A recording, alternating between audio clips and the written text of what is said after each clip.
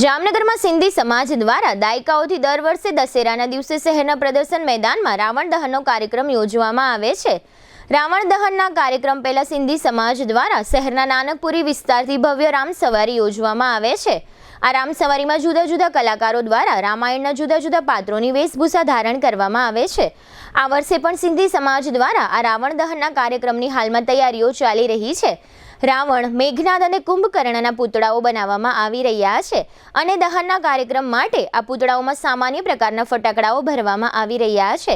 આ તૈયારીનું નિરીક્ષણ કરવા માટે સિંધી સમાજના ચેરમેન અને સરકારના પૂર્વ મંત્રી પરમાનંદભાઈ ખટ્ટર તેમજ સિંધી સમાજના પ્રમુખ ઘનશ્યામદાસ ગંગવાણી સહિતના આગેવાનોએ આ પૂતળા બનાવવાની કામગીરીના સ્થળની મુલાકાત લીધી હતી અને ઘનશ્યામદાસ ગંગવાણીએ આપેલી વિગતો પ્રસ્તુત છે।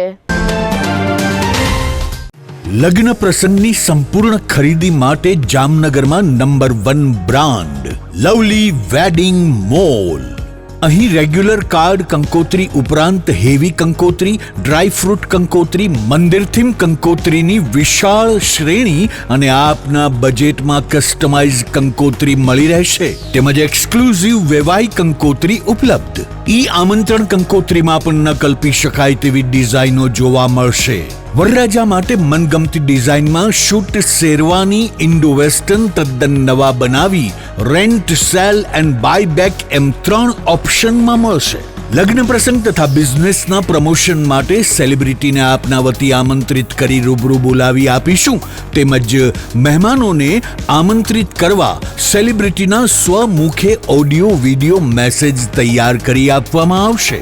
છાપ ડેકોરેશનની તમામ આઇટમો તેમજ ગિફ્ટ હેમ્પરનું વિશાળ કલેક્શન।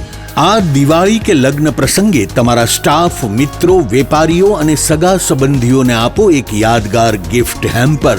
અમે લાવ્યા છીએ પ્રીમિયમ હેમ્પર બોક્સીસનું વિશાળ કલેક્શન। તમારા બજેટ મુજબ વિવિધ વેરાયટીમાં મળી રહેશે અને કસ્ટમાઇઝ પણ કરી આપવામાં આવશે। આજે જ અમારા વેડિંગ મોલમાં પધારી લગ્ન પ્રસંગ આઇટમોની પ્રી સિઝન બુકિંગનો લાભ ઉઠાવો।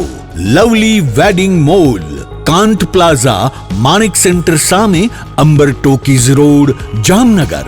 મોબાઈલ 87 803 9811। સેલિબ્રિટી માટે અમારી વેબસાઇટ celebrity.lovelyweddingmall.com ઉપર વિઝિટ કરો।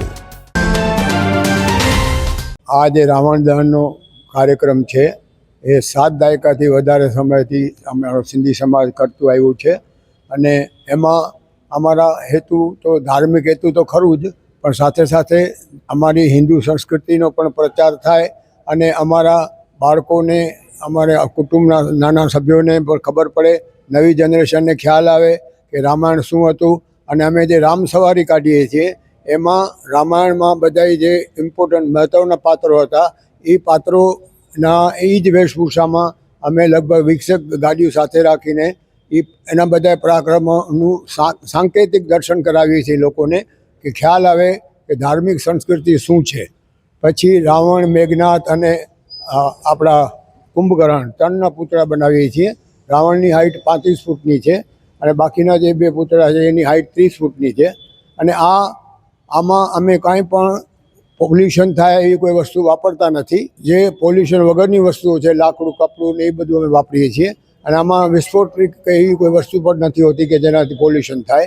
સામાન્ય ફટાકડા હોય છે અને મનોરંજન તો મળે જ છે, સાથે સાથે ધાર્મિક પણ પ્રચાર થાય અને આપણા રામાયણ વિશે, હિન્દુ સંસ્કૃતિ વિશે લોકોને ખ્યાલ આવે। અમારો હેતુ એ છે। એટલે વર્ષોથી આ અમારી જે રામસવારી છે નાનકપુરીથી નીકળીને ખંભાળિયાના કૂ, આર્ય સમાજ, ખંભાળિયાના કૂ, પછી હવાઈ ચોક, સેન્ટ્રલ બેંક, બર્ધન ચોક અને દરબારગઢ અને બેડીના કૂ અને એ બધા ત્યાંથી થઈને પ્રદર્શન ગ્રાઉન્ડમાં આવીએ છીએ અને ત્યાં અમે રાવણ અને રામ એનું સાંકેતિક યુદ્ધ બતાવીએ છીએ। ત્યાં સાથે એક નાની એવી લંકા પણ બનાવીએ છીએ જે લંકાને હનુમાન સળગાવે છે, એવું પણ એ લોકોને અમે રામાયણ વિશે જ્ઞાન અને પૂરી માહિતી મળે એનો પૂરેપૂરો અમે પ્રયાસ કરતા હોઈએ।